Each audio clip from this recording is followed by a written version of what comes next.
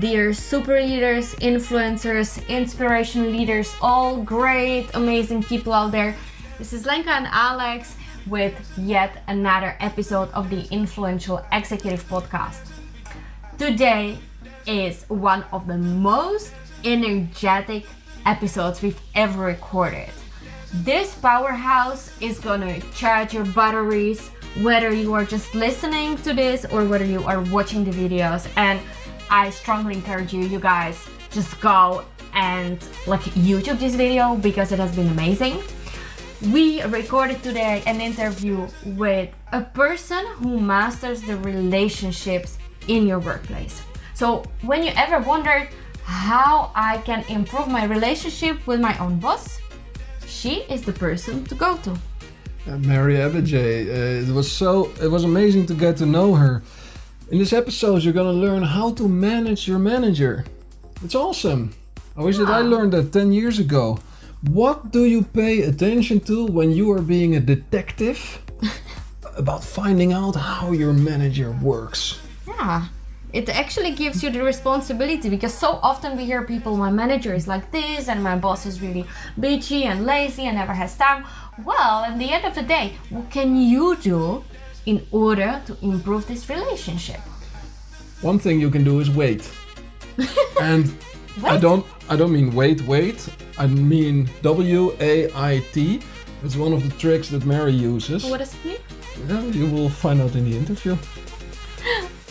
This interview is sponsored by Earn More Work Less, earnmoreworkless.com. We give superpowers to team leaders so you achieve more with the same resources, a lot less stress. We have many tools and resources available on our website, earnmoreworkless.com. One of the things we do is we invite awesome individuals, inspirational leaders for a good, meaningful conversation. Today, Mary Abbajay, here we go.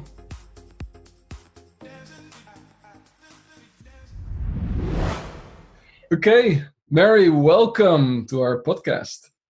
Thank you so much. I am so excited to be here. It's delightful to see you guys all the way across the Atlantic. So it's fun to be able to connect this way. Yeah, it's beautiful how easy it is to connect nowadays, and how easy it is to find people who have a beautiful message to share with everybody who's listening. Oh, thank you. That means a lot to me. I do what I do because I really want to help people, and I really want to help people have a great work-life experience, because that's where we spend most of our waking hours is at work. So it's really, I really appreciate that. That's great to hear, and that's why we are in it as well, to help. And we focus mostly on team leaders, so people inside organizations who were like squeezed in between all those expectations. And just somehow need to make it work.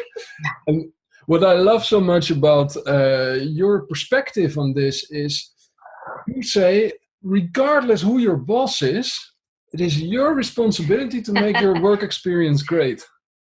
Yeah, that's right. I love that. I think being a team lead is one of the hardest things to be, because you are smack dab in the middle. So you have pressure from, on top pushing down, you have pressure from below, and oftentimes you have pressures from the side. And so the whole message of managing up is you have to take control of your work-life experience. And part of that is your boss, right? So when I talk about managing up, I want to make sure that people realize I'm not talking about sucking up, right? It's not about kissing someone's butt. It's not about licking their boots. It's not about, as we say in America, being a sycophant. It's really about understanding that is a relationship that has a lot of influence over your career success, right? Our bosses have a lot of influence over what happens to us, the projects we work on, our visibility in the industry, and it's your job to manage your career. And part of managing your career is making sure that you are managing that relationship. So it's about making a conscious effort to work really well with somebody who may be different than you, because that relationship matters. Wow. So I'm really curious, how do I do that? But before we start and dive into that, because I've seen a couple of your videos and I obviously look at your website. I'm just curious, when did you figure out that you have a special talent to manage relationships with organizations? Oh, that's such a great question. So I think part of it is when when relationships went bad, I'd be like, well, it's their fault, right? It's their fault. And then I started like thinking, no, it's maybe not their fault. Maybe I contribute to it. So, I've been doing organizational and leadership development for 20 years, right? And so spend a lot of time like speaking with leaders and helping them be good leaders, which is adaptive and trying to bring the best out of their people. And I just kept noticing that people just complained about their bosses all the time. And they'd make like these stupid complaints, like, well, that person doesn't share enough information with me. And I'd say, well, why don't you go ask them for the information? And they're like, well, no, they should just bring it to me. And I started thinking like, well, that's really stupid. Like, why are you letting your career suffer? Because your ego is too big for you to go get the information. So I started noticing that maybe through all this, like I see all these people complaining and they're not talking to each other. And in America, we spend $15 billion a year on leadership. Leading down, maybe we could teach people how to manage up. Maybe we could teach people how to take control and responsibility for that relationship instead of like, and it's not that hard. Like, it's not that hard, but people don't want to adapt. That's the thing. We like the way we operate, right? So I like talking fast, as you can notice. And I know I should slow down, but secretly, I just wish people would listen quicker, right? That would be so much easier. So I think we get caught up and we like the way we operate, and so we don't want to change because changing is hard. And then the other thing is we get caught up with our bosses thinking like, well, they should do this, right? It's their job to do this. It's not right that they're not sharing this information. And so what happens is we get caught up in that coulda, shoulda, woulda. And when we get caught up in that coulda, shoulda, woulda, then we actually get caught in complaints, our reptile brain takes over, and we become victims. And once we're victims, we're dead in the water. Oh, I just love it. And to be honest, I was so much looking forward to this interview because I'm Czech and my parents were always complaining that I speak too fast and they could hardly understand me. And I was like, wow, this is such an energy ball coming into our interview. So I'm just curious, like, how do those people accept you? Because you come there with quite different information than most of us would expect, right? There is yet another trainer coming to give me a workshop on how the boss should change, not how should I change. So what are the reactions from the participants of your workshops? Well, so first of all, we started doing the workshops before we even wrote the book. So I started this workshop of managing up, I want to say like 12 years ago, and it became one of our most popular. And people, most of the time, people really love it. They do have this little bit of resistance, like, oh, why should they change? But when you start laying out the facts and you're like, well, what else are you going to do? Like, you can't change somebody else, right? All you can do is change how you interact. And so they start out a little skeptical because they don't want to change. But then we bring in like different kinds of bosses. And I showed them a really easy model. And then they're like, oh, I get it. And so if you can give people pragmatic strategies, that's really helpful. And just, you got to kind of lay it out, but you're right, they resist at first. And sometimes bosses resist. So sometimes there's two kinds of bosses. And they'll come in and one kind will be like, well, I don't want my people to manage up to me. And I'm like, okay, that's fine. And then the other kind is like, oh my God, give me your book. I'm going to highlight everything I need my team to know about me. And I'm handing them all 100 copies, right? So really it's about how transparent can we be about what works for us, right? Our style. So when I do these workshops, I always ask people, I want you to think about who your boss is and how you can build that relationship, but also think about if you are a boss, how are you making yourself relationship buildable with, if that makes sense. Like, are you being transparent in terms of how you like to work and what you need? And so hopefully I've seen a lot of my clients who are using this as like a team building thing. They all have these conversations because the same strategies that work up and down work across too. But the other thing I tell people is it's really about being able to adapt to different personalities and different situations, right? Being able not to get caught off guard and always knowing that you have a choice and to remain in choice how you want to do. So it's, the old Buddhist saying, and Eckhart Tolle writes about this a lot, when you're in a difficult situation, you have three choices. You can accept it, you can change it, or you can leave it. And since we can't change our boss, right? We can make requests, we can't change how they operate. We can either accept and adapt to it, or we can leave it. And people hate to hear that. But at the end of the day, what else are you going to do? Be a victim and let your career suffer? So I don't care what people do as long as they do it with choice. Super cool. And you brought forth one specific topic of the boss user manual. It reminded me of Lenka and I. We sat down 5th of February with our trainee and a good client to make vision boards and vision books, just like an inspiration day. And one thing that Lenka pulled out of a magazine was like the wife's user manual. Dear husband, if you want to deal with me, here you go. Yeah. That is so fantastic. I love that so much. I'm actually going to borrow that, and I will definitely credit you, Lenka, like the boss user manual. What I tell people is after we go, I talk with people about how you do it, different kinds of bosses, which I'm sure we'll get into. I say to people, go call your boss. Go have a cup of coffee and have this conversation. Say to your boss, what are your preferences? What are your priorities? Like, what's important to you? How do you like to operate? How do you like to communicate? What are my favorite question, like, what are your pet peeves? Like, what drives you cray? Like, what really annoys you, right? Because you might be doing something that's annoying. And then I like to say to them, then after you hear that, simply say to your boss, what could I do more of, less of, or differently to be and to work better with you? It's as simple as that. And then the boss gives you their manual, right? And it's such a simple conversation. And of course, how do you like your coffee? And of course, I do like your coffee. And I have your assistant do that, right? So little things. And what people get caught up on is it's not about doing anything unethical or you shouldn't do anything against your values or anything like that. It's often like the small things, like your boss wants a lot of detail, but you don't like to give that detail. Like, really? You're going to resist that? Your boss likes to use the Oxford comma and you don't. Really? Like, it's oftentimes just these little things that people resist. I just do believe most of the time, we just don't want to hear it. As simple as, you just don't ask because you don't want to hear it. But instead of kind of facing the reality that it's inside of me, we'd rather say our boss is never time or our boss is never this or attention. So what would you advise to all of those people like I was when they are afraid to pop that question? Can you please tell me how can we work better, differently? Yeah, I think you said a good question. And, most bosses want to answer that question. Most bosses do want to answer the question. And when I do big keynotes or workshops, I always ask the bosses, how many of you have had an employee come with you and have that conversation? Mm-hmm. That maybe of the thousands of people, maybe 20 people have said that their employee has had it. So go have it. Your boss is going to actually appreciate it, unless you have a boss who's horrible. And that's going to happen. I'm sure we'll talk about those. But people also have to remember that I'm not sure if it's like this in Europe, but in America, we make people managers based on their technical skills, right? You're a good salesperson, so you're in charge of sales. Like, you're a good writer, you're in charge of marketing, right? You're a good, whatever, so you're in charge of that.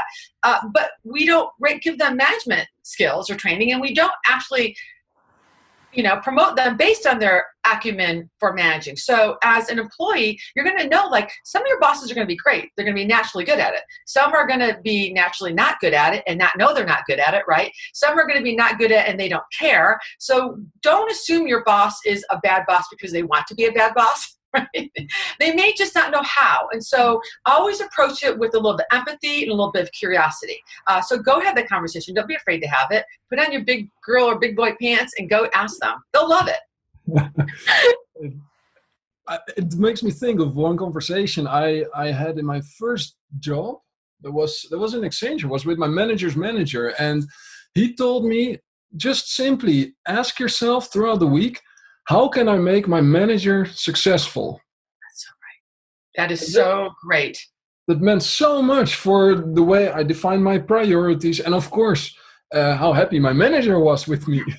Yeah, I mean, that's the age-old advice that is still true. And it's age-old because it works. Like, bosses have a responsibility to carry out the vision of someone else, right? We're always carrying out the vision of somebody else. And I think what happens is, and no boss in the world isn't going to be grateful if you're going to make them look good or help them succeed, right? And I think what happens is we get caught up in the the idea that we're followers, right? Mm-hmm. So if I'm making my boss look good, then I'm a follower. And in America, at least, we do not like that. Like, it makes people throw up in their mouth a little bit, like when they hear the word follower. Right? Because we all want to be leaders. I'm a leader.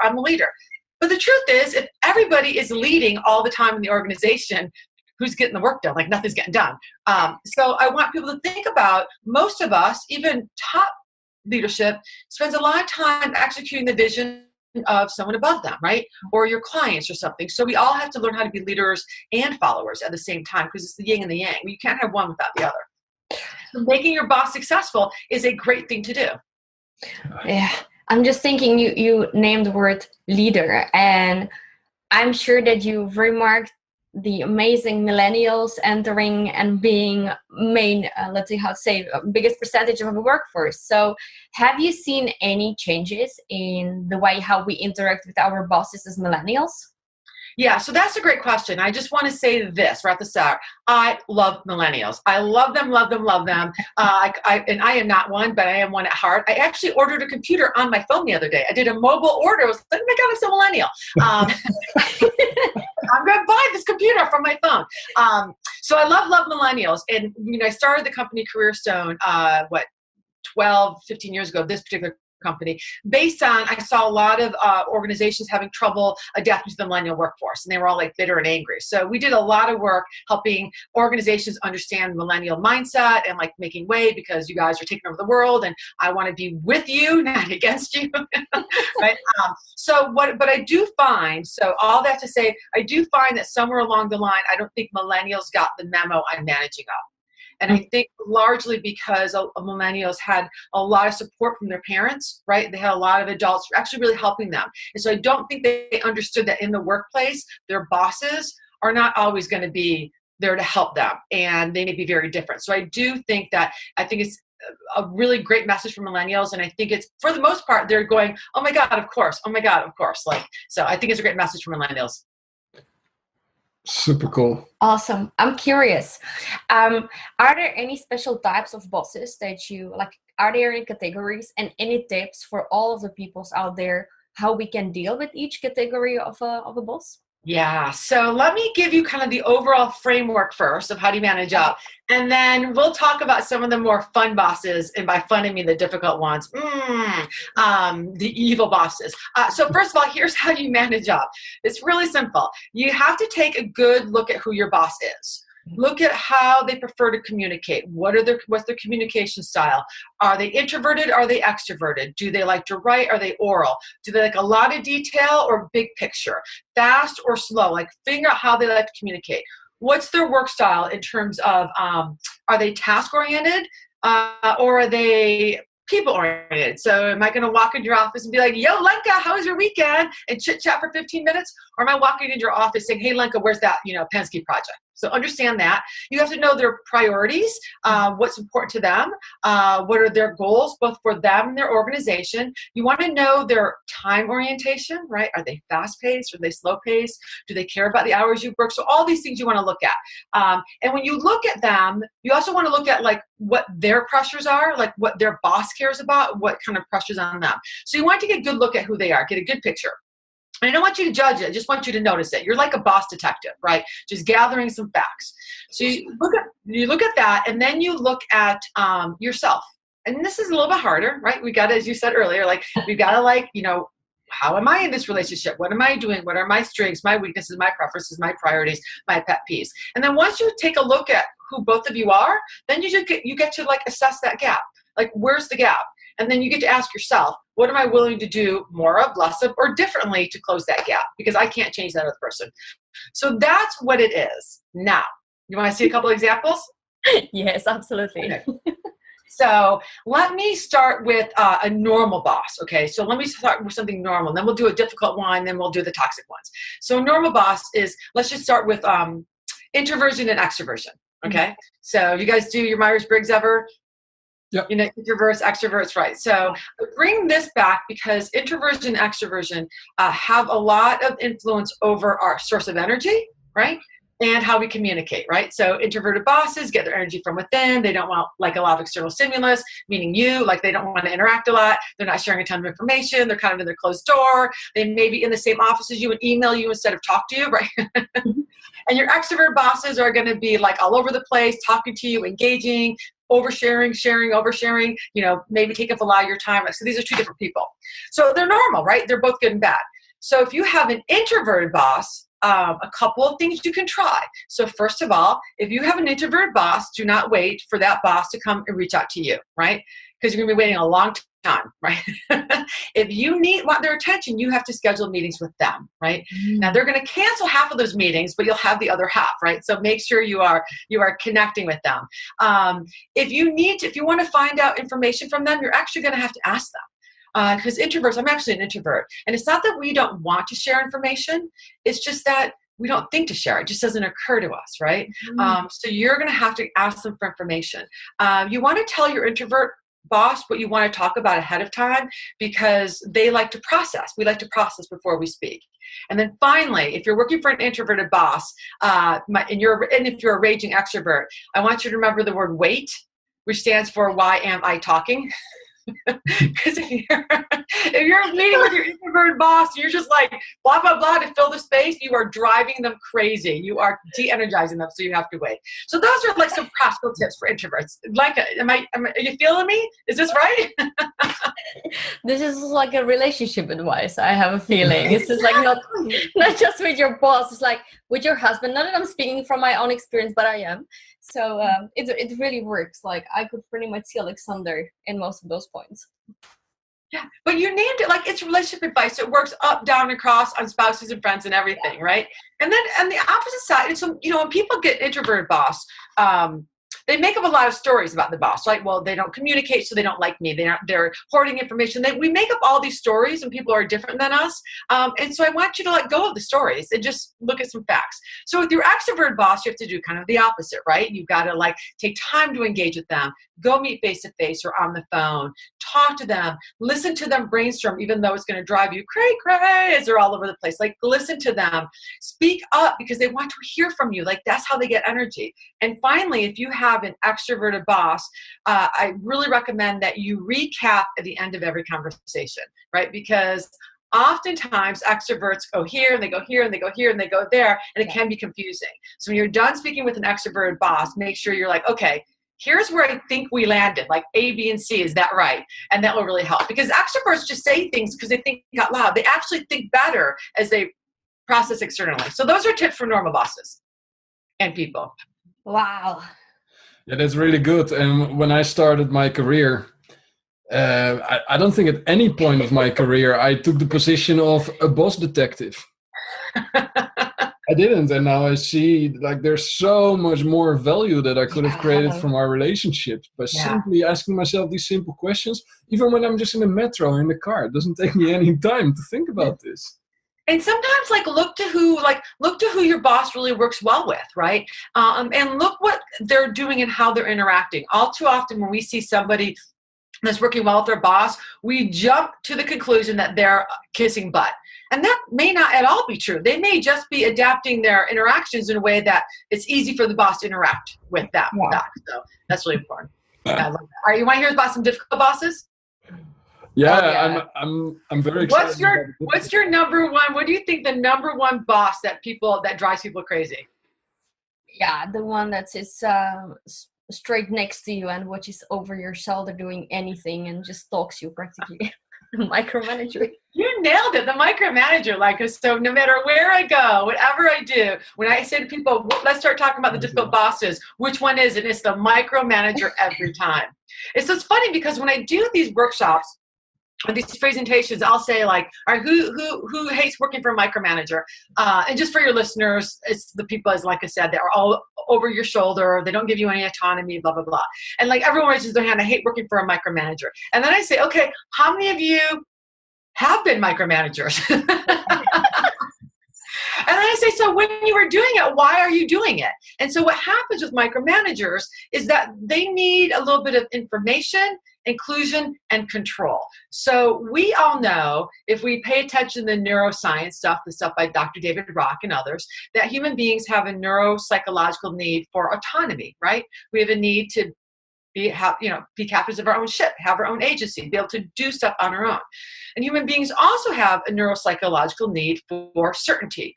We need to know that the sun's going to rise in the morning, the paycheck's going to get, on Friday, and the stuff's going to get done. And what happens with micromanaging is sometimes our managers, for whatever reason, their need for certainty is really, really high, and it totally acts against our need for autonomy. So they're actually pretty easy to deal with.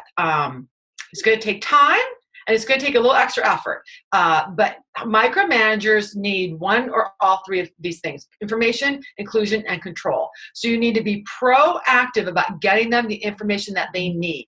They want to know what's going on. They want to know how it's happening, when it's happening, and the quality. So don't resist that. I often say to people, don't take it personally if you're being micromanaged, unless you're the only one on the team being micromanaged.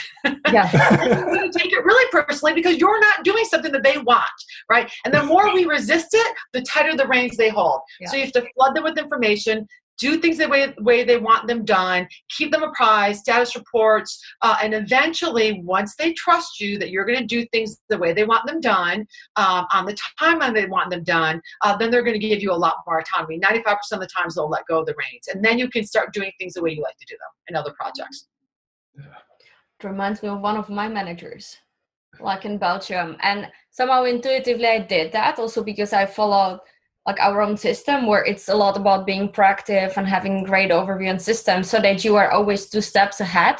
Yeah. And exactly that happened. Like first it was, I need to read every single email that you send out. I need to see every single thing. And then I was like, do you know what? Actually, I don't need to read it. I think that particular manager was also a little bit overloaded by all of my emails and everything I'm shipping. That's exactly right. You flood them with what they want, and then they're going to back off oftentimes, you know? So I love that. And instead what most people do, like, is they start taking it personally, right? They're like, well, and that's not going to be good. Like the more like this you get, the tighter they're going to hold this rein. So see, it's just about, and it's really, what's that old expression? An ounce of prevention is worth a pound to cure, right? So if you take your micromanager head on and you give them what they need right front, you flood them with more than they need, they're going to let go. I've seen I think on your website, and I think I've heard it also in one of your talks, that you had a family business or a business that you ran together with your sibling. Was it with your sister? My sister, yeah. How did that work? Because I do believe there are lots of family-run businesses, and there the boss-employee kind of role might become somehow a touchy topic. Yeah. That's the same apply? Yeah, so my business that I ran with my sister, we had 2 businesses. The first one was a little corner bar and grill in Washington, D.C., right? It was very, very popular. And then the second business was a nightclub, right? So I learned so much about leadership from the first one. So my sister and I were partners. So we are very different. We look different. The only thing that's similar about us is our voices are exactly the same. So my sister is warm and fuzzy. She's very outgoing. She's really personable. And she's really like will do anything to help you right away. And I am more kind of introverted, not that warm and fuzzy, really kind of big picture. And so what I learned is how my introversion did not serve me as a leader, right? Because my sister would talk through all decisions with everybody, and I'd just be like, here's what's happening. But I started to notice like how she interacted really brought more things into her life than mine. Like people used to call the bar and they would literally say, and by the way, I was the better bartender. Like I could outring anybody. Like I was pouring, my numbers were incredible. But people would call the bar and they'd be like, which sister is working tonight? The nice one or the bitchy one? And they weren't referring to me as the nice one. But I noticed that like taking the time to adapt yourself to how other people interacted, like it was amazing. And so I learned a lot from being partners with my sister on how to start adapting to people. It's not all about me, like see what's important to other people. You know that old, the golden rule, like treat people how you want to be treated? Yeah. So that works great when people are all like us, right? But when people are not like us, we need to learn how they like to be treated. So I call that the platinum rule. So I would watch my sister really kind of pay attention to people and kind of just adapt a little bit to how they like to interact. It was wonderful to watch and learn from. Wow. It seems like a very nice experience. And somehow I can relate to it because the 2 of us working together is one big learning experience because we are very much different. I am the smart one and Alexander is always 2 steps behind. So it works out quite well. And which one are you then? I am the nice one. Alex is the nice one. I'm the bitchy one. No, Wait, who's older? Alex is older. I'm older, yeah. How many years? 3.5 years. Yeah, but you know how does it go, right? That men are always, like, in terms of evolution, a few years behind you. No, but in our case, we really learn from each other, and that's the beauty of it. We really promise to each other that communication and personal development is the number one. Yeah. Is really the key to our relationship, and it works. Obviously, every single relationship, whether it's a working relationship or whether it's a relationship with your husband, sister, it's a work in progress the whole time. It is. And the more you can talk about it and like say like, hey, is this working for you? That's not working for me. Like what works? I mean, and it's really, that's just the key to keep talking about the relationship. And so that's why I like it. Like, that's why I often I'll use like frameworks of personalities or anything that can help people go into those conversations a little safer, with some kind of objective behavior. Like with me, my team calls me the introverted workaholic, sometimes nitpicker boss, right? And then we'll talk about that. So we have talked about, so they'll be like, all right, you're nitpicking. Why are you nitpicking? I'll be like, oh, here's why I'm nitpicking. So we have these conversations. That's cool. That's really cool. Like I remember when I was in November last year, I've been to Bali and I was 3 weeks in a silent retreat, and I happened to interview the owner. And she said, with our team, it's actually the team who runs the retreat. She's there as a support, as a facilitator. And she says, we have meetings where we laugh about all the great things we've done. Also about the stupid idea. So we nominate every single week the most stupid idea. And we just celebrate it. I love that idea. And so many organizations don't do that. Like, there's, I'll go into executive team meetings and they'll have this, I think it's Patrick Lencioni says this, you should start every meeting with a failure. Like everyone has to name a failure. You'd be shocked, these are mostly men, Alex, sorry, that they don't want to name their failures. But I love that, Lenka, because I think that's what we learn from it. At least you've tried something. I love it, calling it the stupid idea. Yeah, everybody's being so serious all the time, Can't we, I've been in meetings when it wasn't a time where I wrote my book and I was still working inside a big bank. And I had these moments that I was in meetings and I was leaning back, looking around the meeting room, thinking, guys, what are we doing here? Have we been put on this planet to sit here together in a small room and have endless discussions about this tiny little detail? Look at this guy. He's almost falling asleep here. He's trying to keep his eyes open. What are we doing here? I know. I think the moment we can just step back and smile and see the joke of this game that we're all playing, it opens the door to making things so much nicer, easier, and also smoother. Yeah, I think you're right. I love that. I love that you have to kind of step back and look at it from 1,000 feet. And sometimes I'll say to myself, all right, so when I hate this expression, but if I'm on my deathbed, am I really going to remember this? Am I really going to remember that I resented this? That's really ridiculous. I'll sometimes go back and read old journals and I'll be like, oh my God, why was I so pissed about that? That's just stupid. So yeah, I love that, Alex. We'll step back and take the emotion down for a minute, right? Yeah, exactly. I mean, if what we're doing is not fun, then why are we doing it? Yeah. Life is too short to just... I have a motto for this year, because I am a workaholic. I have a motto for this year, and it's simple, easy, fun. And so I want to really anytime someone asks me to do something new or different, I've got to say, is it simple? Meaning is it easy?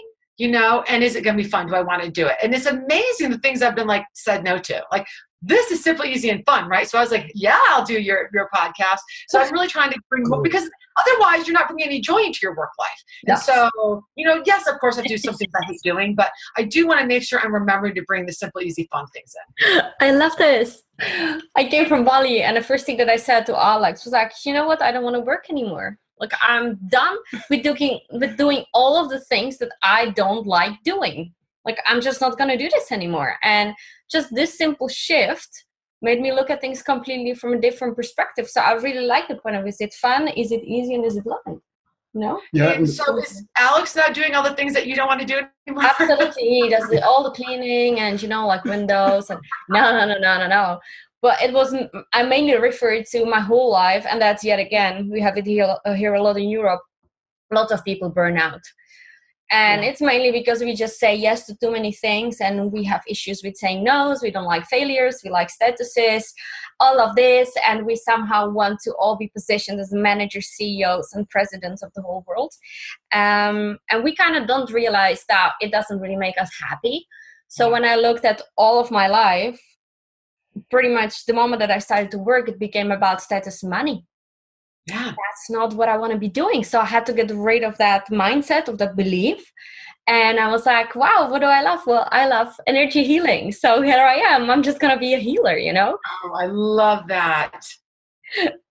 And I love helping people to get this same mindset of discovering who they truly are, because I see so many people struggling, and basically I don't do anything else than just listen and show them that they do know what they want. They are just afraid of doing so because they're afraid of failing.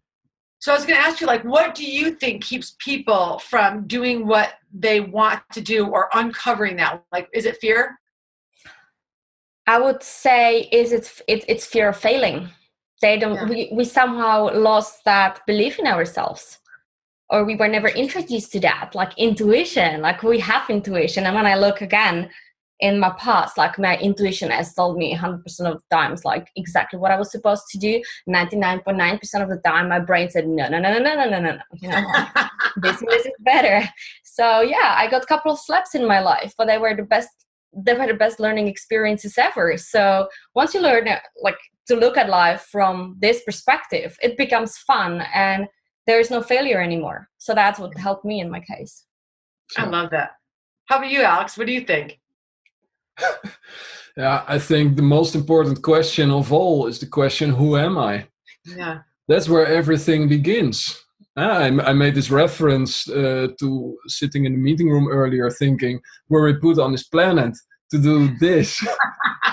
And, you know, I say it with a big smile, but obviously these are the big questions. And sometimes we just don't think about it for decades. Yeah. And it's just a waste, you know. We ask it when we are 4, 5, 6 years old.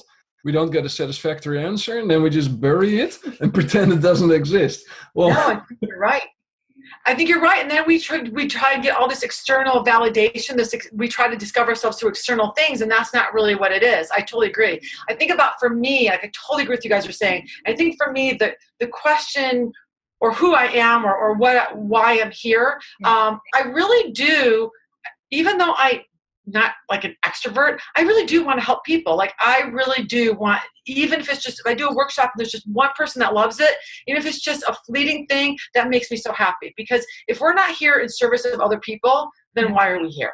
Right. So I'm all about being in service in some way with other people. Like I'm the kind of person so I live in Washington, D.C., right? So there's a lot of tourists. And most of my Washingtonian friends will walk right by the tourists or push them aside. But I see somebody like who looks a little lost, I'm always stopping and I'll be like, where are you trying to go? Blah, blah, blah. And I always help people because I don't know. It just, you know, do you do the same thing like that? All the time.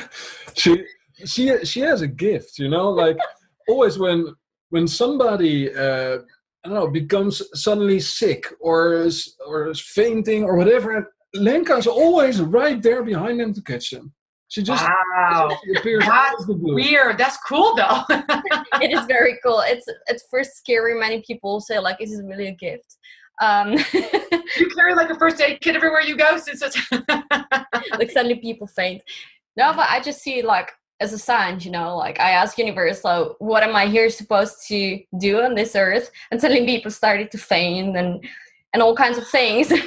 But it was mostly the answer to the question, like, am I supposed to heal people? And then universe was delivering me all the patience. So yes, heal and go. I love that. Because, you know, the other way you could have looked at that was I'm a walking curse. and my presence is making people pass out. I love that you frame that the positive way. I'm trying to look at it from a positive point of view. That's a big part of making it fun. You just mentioned, if I do a workshop and there's only one person who I really touch, it's a big success. Well, guess what? Most people who deliver a workshop, they would be thrown off by that one stubborn, arms crossed, show me what you're worth type of person. And you waste your entire workshop focusing on that one person. Yeah, it took me forever, like probably, I don't know, 5 or 6 years of doing this work before I was finally able to just, like, I would notice that person, I'd just be but now I just like look at them like, well, that's fine. You know, you don't like my Kool-Aid, you don't have to drink it. And I don't focus on those people anymore because they will just bring you down completely. So you're absolutely right. I'm just curious. Managing up, is the only workshop that you give, or I do remember that was quite an extensive list of workshops on your website. Oh, yeah. So we do so much stuff. So we'll do 2 things really. So on the one, we do a lot of consulting with organizations and helping them make great workplaces. So a lot of facilitation, some change management, some culture work. So we do a lot of that. And then the other big thing that we do is professional and leadership development, and really around the soft skills, the emotional intelligence skills. So we do things like presentation skills, managing up, managing down. We do how to give performance feedback, which is so much fun. We do like how to run meetings. That's one of my favorite webinars or workshops, is I teach people how to run meetings that people aren't like snoozing in, right? So we do all those sorts of things. And we focus mostly on early and mid-career people, because that's when you can really love millennial work. That's when I think people are really more open to learning. It's really hard to teach senior leaders how to do something different because they're kind of set in their ways. Not that we won't, but with senior leaders, we're mostly doing facilitation, strategic planning. But yeah, so it's fun. So every day is really, really different. So that's what I love about it. And every day I get to maybe bring a different sort of perspective or a different topic. So it's fun. What was the moment in your career where you gathered enough self-confidence to say, yes, I am in the position to step into a company and help them figure these things out? Because I can imagine when you first started working, you're figuring out how things work. So there is a point somewhere where you realize, hey, I see things, or I see connections that most others don't see yet. How did that go for you? Oh my God, that is such a great question. I have to really think about that. I think you're right. I mean, I think when you first start doing this, it's a little like, I'm not sure. I have really good intuition. So I'd like get the hit and be like, well, this is their problem, right? But then I would second guess myself and whatever. So I think we got this really big contract with the military. So the big Army hospital system and the big Navy hospital system were merging, and everybody was unhappy about for different reasons. And we got the contract to do the cultural integration, and that's when I walked in. I'm like, I see this so clearly. I know exactly what needs to happen. Like, that was giving me that confidence. Now, they were sucky clients and they didn't do anything I told them, but it was a great experience, and that's when I really got the confidence. Yeah, and from that point on, you're like, bring it on, as long as it is simple, easy, and fun. And else, I'm out. Yeah, I'm out. But now, I mean, that's but the thing is about when you're consulting is that every client's different. So when you go in, you're overconfident about what's wrong, that's when you're going to fail too. So you want to really make sure that you listen to the client and the nuances. So I go in there I can pretty clearly see the problem, but I don't go in there with a prescribed solution, because I really I want them to help me figure out the solution that's going to work for them. Yeah, you build a solution together. Yes, because otherwise it doesn't work. No. Otherwise it's on a shelf. Yeah, they need to feel like they're the owner of the solution. That's right. Yeah. Makes complete sense. Do you have any more questions, Alex? Yeah, I had one more question. I'm not sure about that. Do we have time? Yeah. We have 2 minutes. We have some time. What is the most fun, the awesomest workplace that you have physically entered? There's been a couple. Where I've been like, I don't want to leave. I want to stay here. Do you guys know a company called Politico? They're a media company. So they're a big media company here in DC, and their whole jam is covering politics. And they going into their office is always so cool. The office is super cool. The people are super smart. They're young, they're fun, and they're serious. And every time I've done anything with them, it's been a total blast. Just the energy is really good. And, I think it's something about them being journalists and them really caring, but not taking themselves too seriously, but taking their subject very seriously, and just kind of the energy and the youth of it. So that's been my favorite. Oh my God, my other clients are going to kill me. That's been my favorite. That's been my favorite so far. The second favorite thing I like to do is this jam with this whole bunch of young government leaders at this big conference called GovLoop, and that was really fun because, again, I guess I really like when I'm around some young people because the energy is really cool. So I love it. Yeah, and what strikes me is you're not speaking of the air hockey table or the free fruit or the gaming console. It's about the energy and the people. Yeah, that's exactly right. Because you can just right. You guys can just feel it when you go in. How people. And sometimes you go in those places that have the air hockey table and all that, and the energy sometimes feels kind of flat. Like I was in a place like that recently, and the energy just felt flat. I'm like, why do you have all this cool stuff if you don't use it? Like no one was talking to each other. It was weird. I have one last question before I ask you where can people get in touch with you, and that is besides your book that I find very interesting and I'm definitely gonna read it. Would you recommend any other book to all leaders out there, whether they are bosses or not yet bosses, or they don't even want to be bosses? Is there another book that inspired you? Well, I like behind you, I see Start With Why. I love that book. I really like Dan Pink's, I think it was his first one. Was it A Whole New Mind? I really like that. And he lives in DC, by the way. I really liked, it's an old one, but it's The Art of the Possible. Xander, God, my book's upstairs. It's called The Art of the Possible, and it's by Rosamond Xander and the guy who was a conductor, like husband and wife. And I love that book. Wow. Cool. I don't know that title yet. No. Dan Pink. The Art of the Possible. Oh. It's just he was a conductor at the Boston Symphony Orchestra, and he just talks about what he learned about leadership being a conductor, and I just loved it. I just thought it was very inspirational. Very cool. Very cool. I'm charged. I'm charged. Honestly, I'm charged. I love your energy, and I was so excited, like seeing you running on that stage, and being like very expressive. Oh my, that's gonna be so much fun. And I'm 100% sure that even though not all the people will watch this video, some of them will just listen to the podcast. It's just like, it's contagious. It's just awesome. So for all people who are out there and they say, yes, I do want to know more about Mary and about her work and about her workshops, where can people get in touch with you? Great. Well, you can find me on Twitter. I am at Mary Abbajay, Abba like the band, Jay like the bird. You can find me on LinkedIn at Mary Abbajay, on Instagram, getting the pound here, at Mary Abbajay, making it really easy for people. You can also come to my company's website, which is Careerstonegroup.com. You can go to the book's website, which is managingupthebook.com, or you can email me, Mary@Careerstone.com. So I'm pretty easy to find. Just Google me and something will pop up. Brilliant. Can I just say, you guys are such a delight. Like, I am in love with both of you. Like, I wish I could pop over for a coffee. You guys were our delight. So if I'm ever your way, I'm going to come find you. Yeah. Absolutely. It will be so much fun. And when we are in DC, we're going to definitely drop you or email or Twitter, Instagram, or Facebook, or website, or everywhere. That's great. And I'll warn people that the fainting healer is coming to town.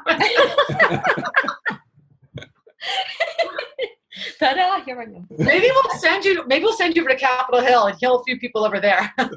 Yes. Thank you so much. I love how many practical things were brought up in this conversation. People listening, if you're driving to work right now, you know what to do when you get to the office and start talking to your boss. We know which books to order when you come back home. This is really good stuff. Thank you so much, Mary. Thanks, you guys. Have a great weekend. Thank you so much. Bye. Bye-bye. Bye. So did you get the recharge or what? Like, I am even 1 hour later almost skipping around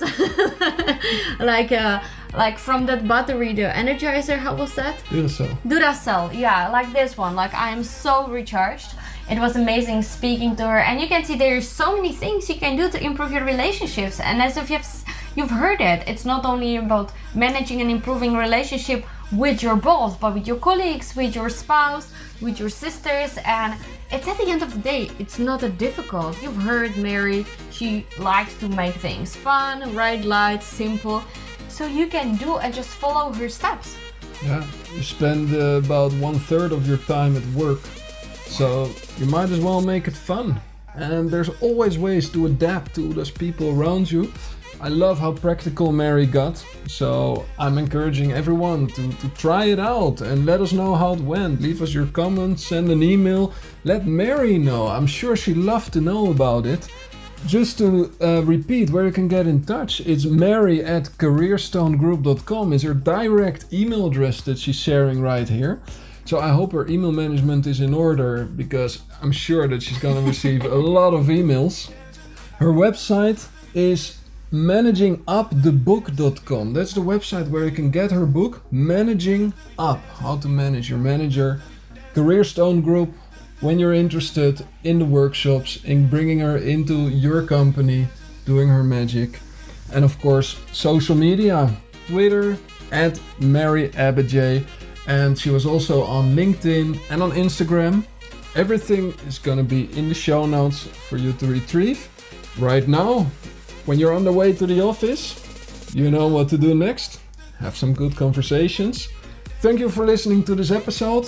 This was sponsored by Earn More Work Less, earnmoreworkless.com. We have a lot of resources and tips to give superpowers to team leaders. That's all for now. We wish you a fun and successful day. Let's go out and inspire our teams.